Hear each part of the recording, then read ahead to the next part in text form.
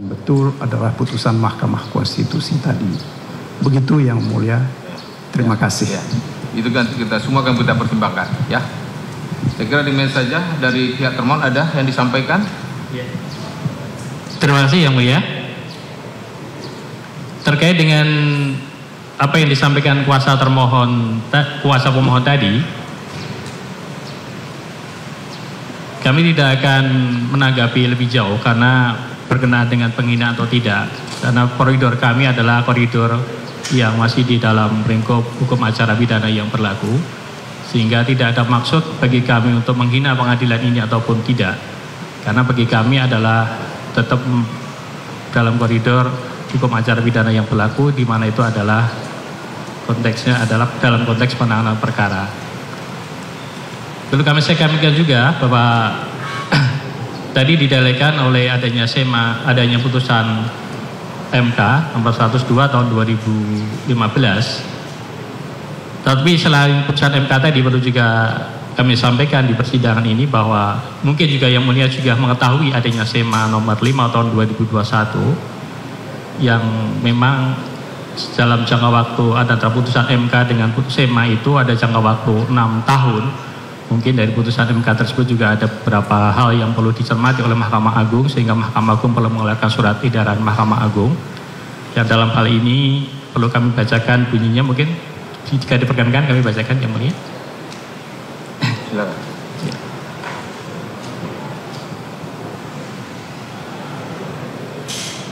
SEMA nomor 5 tahun 2021 pada bagian A mengenai rumusan kamar pidana di dalam angka 3 disanakan bahwa dalam perkara pidana sejak berkas perkara dilimpahkan dan diterima oleh pengadilan serta-merta menggugurkan pra-peradilan sebagaimana dimaksud pasal 82 ayat 1 huruf D KUHP. Karena sejak dilimpahkan perkara pokok ke pengadilan, status tersangka beralih menjadi terdakwa. Status penahanannya beralih menjadi wewenang hakim. Dalam hal hakim pra-peradilan tetap memutus dan mengabulkan permohonan pemohon, putusan tersebut tidak menghentikan pemeriksaan perkara pokok. Jadi demikian yang kami sampaikan. Jeda waktu 6 tahun tadi mungkin menjadi pertimbangan Mahkamah Agung untuk mengeluarkan SEMA ini. Terima kasih Yang Mulia. Ya, sudah dengar ya. Dengan demikian kita akan mengambil sikap terhadap hal itu ya. Jadi dua ada kubu atau kontroversi ini ya terhadap hal tersebut ya. Saya kira gitu aja ya. Nanti kita akan skor untuk mengambil sikap terhadap ini ya, kira-kira 1:30 sampai jam 2. Mudah 1:30 bisa kita mulai persidangan ya. Rekan itu sidang dalam perkara ini kita skor.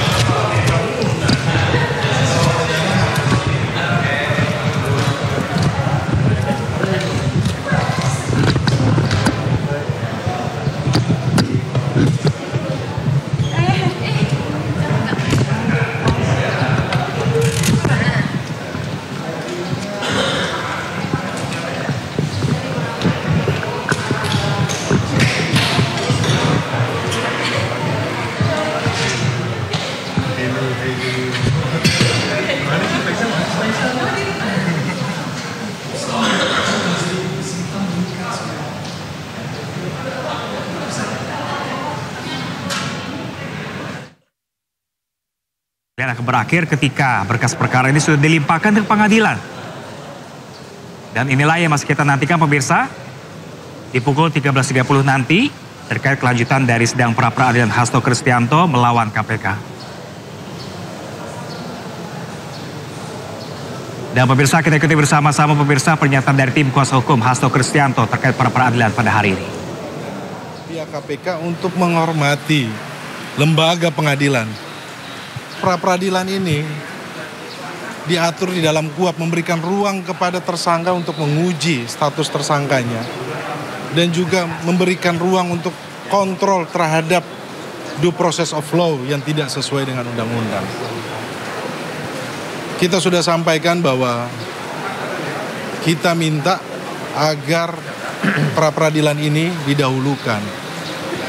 Tetapi yang sebelumnya apa yang kita sudah sampaikan berulang kali, kami menilai bahwa KPK dalam hal ini sengaja untuk menunda karena untuk mempercepat berkas.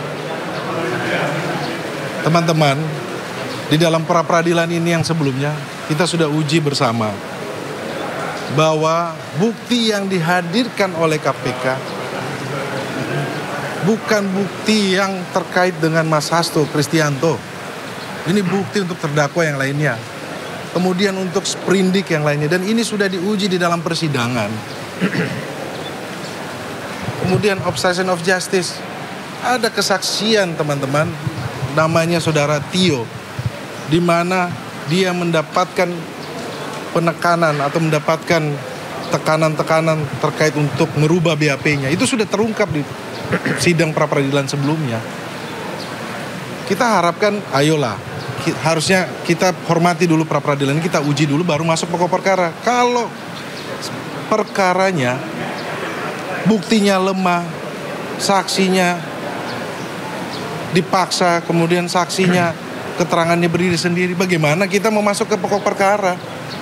Ini kan sebenarnya ruang pra-peradilan inilah yang harusnya kita uji dulu dong, baru kita masuk kepada pokok perkara. Kemudian juga kita sudah sampaikan, kita minta KPK menghormati hak dari Mas Hasto Kristianto sebagai tersangka untuk menghadirkan saksi fakta. Itu juga pun tidak dikabulkan. Apa yang mau kita harapkan teman-teman dari penegakan hukum yang ada di Indonesia seperti ini?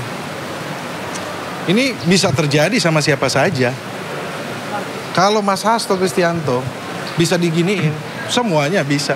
Hukum dibulak-balik, hukum dipermainkan. Karena diorder, karena punya kepentingan, kekuasaan. Ini yang mau kita harapkan penegakan hukum seperti ini. Kita sebagai Indonesia malu ditonton oleh jutaan mata yang ada di Indonesia dan maupun di luar negeri menilai penegakan hukum kita model seperti ini. Menurut saya ini merupakan catatan buruk terhadap penegakan hukum yang ada di Indonesia. Makasih. Tadi dengan adanya statement dari JPU yang bilang bahwa ada SEMA tadi. Kami pikir bahwa sudah ada putusan Mahkamah Konstitusi. Kami tidak mengomentari tersebut, tetapi kami menilai bahwa undang-undang harusnya yang tertinggi menjadi patokan dalam mengambil keputusan. Mungkin jelasnya begini, ya. Kekuatan mengikat surat edaran itu adalah untuk kepentingan internal Mahkamah Agung, ya. Dan coba lihat apakah surat edaran itu masuk dalam berita negara atau tidak. Saya tidak yakin itu masuk dalam berita negara, sehingga itu tidak mengikat. Nah, sementara putusan Mahkamah Konstitusi ini menurut undang-undang mengikat sejak dibacakan. Siapapun terikat dengan itu. Sehingga oleh karena itu seharusnya dan tentu kita harapkan bahwa Pengadilan Negeri Jakarta Selatan ini akan menghormati putusan Mahkamah Konstitusi ini.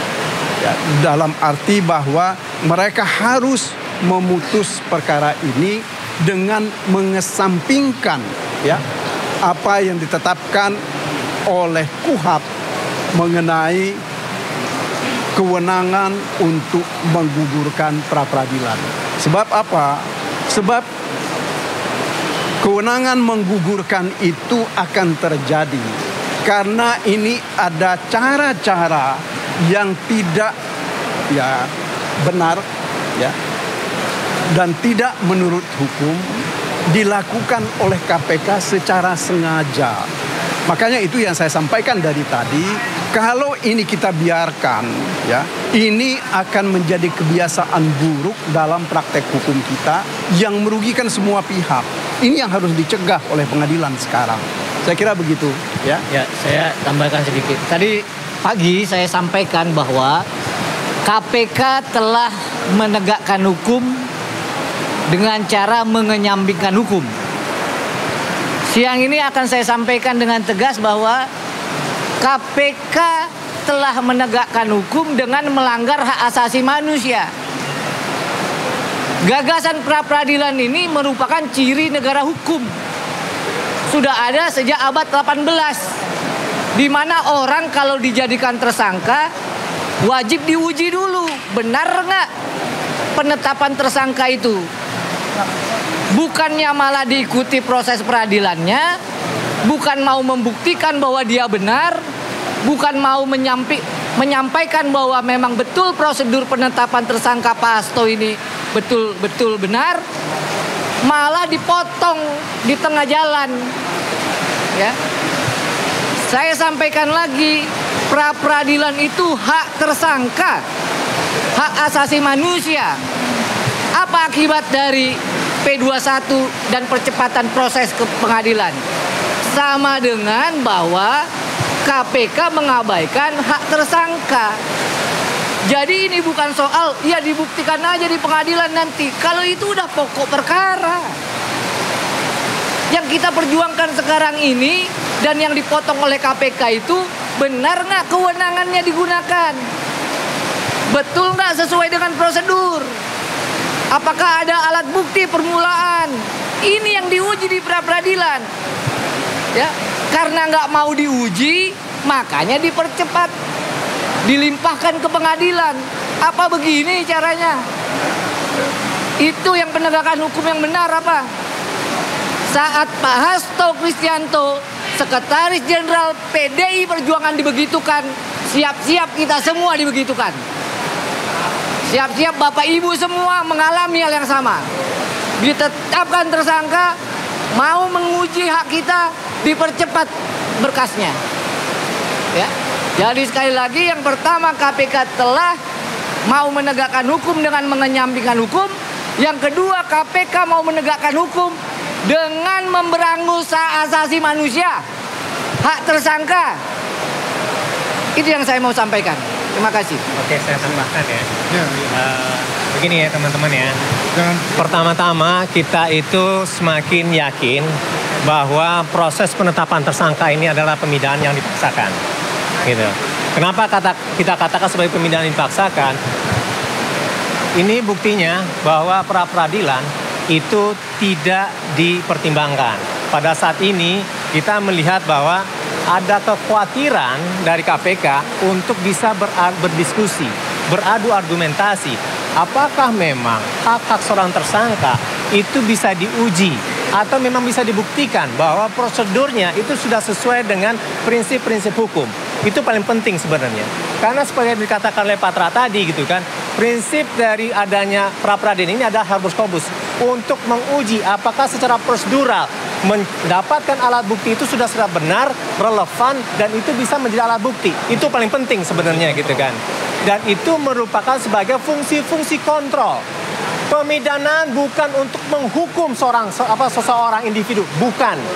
Tetapi bagaimana memastikan hukum itu bisa berjalan dengan sebagaimana mestinya. Ini konstitusi ya.